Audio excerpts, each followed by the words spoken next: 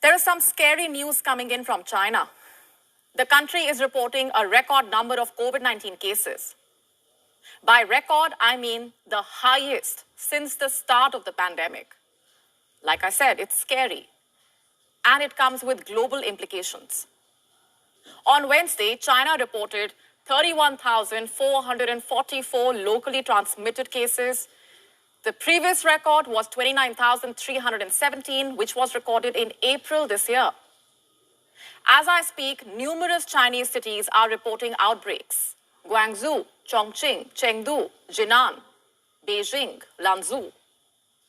In fact, the capital city has come to a standstill.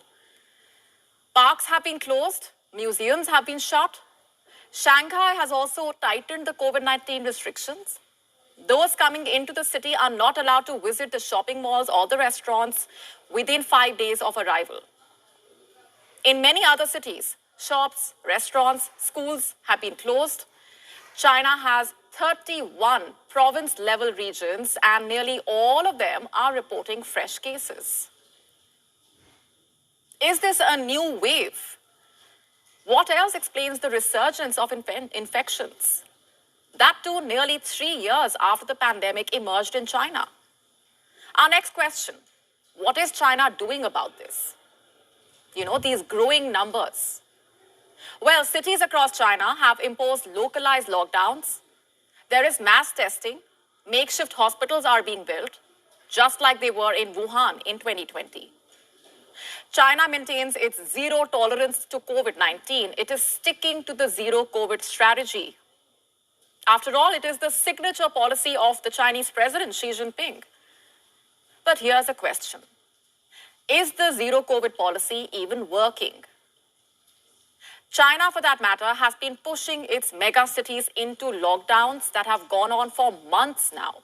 In January this year, people living in the city of Xi'an were forced out of their homes at midnight and moved to quarantine facilities. By April, Shanghai was closed for 2 long months. 25 million residents had to stay at home. China had initially said the lockdown would only last 2 weeks. Now, listen to what happened earlier this week. A French expat found herself locked down in her boyfriend's apartment in Beijing. One of his neighbors tested positive, so the entire building was locked down. The woman told a news agency, every time we go to sleep, we are not sure whether the next morning we will be trapped in our own apartment. This is what Beijing looks like right now. It's a cauldron of dread and fatigue. The people of China have not stepped out of the country since the outbreak in Wuhan. As I speak, the borders are all but shut. There are incessant lockdowns, quarantines. Despite all the gung-ho, the outbreaks continue, as do the COVID-19 deaths. Beijing, for example, recorded another COVID-19 death on Wednesday itself. It is the 4th since the weekend. And as for the infections, it is recording 1,000 plus daily. On Wednesday, the figure stood at 1,648. So, will one be wrong in saying that China's zero COVID policy has failed? Think about it. The numbers for sure are pointing at that direction. The people are also frustrated.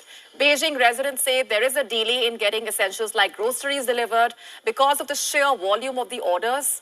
Some say they know people who have exhausted all their savings because of being forced to stay at home. As I speak, spas, salons, other non-essential services remain closed. Factories are operating in closed-loop system, with the workers being asked to stay on site.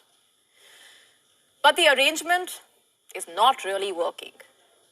Yesterday, we told you what's happening in China's biggest iPhone factory. Protests have erupted.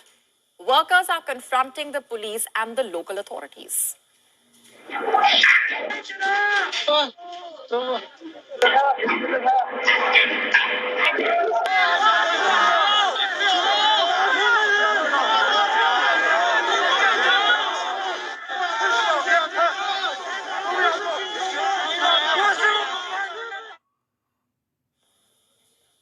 These workers say they are being forced to share dormitories with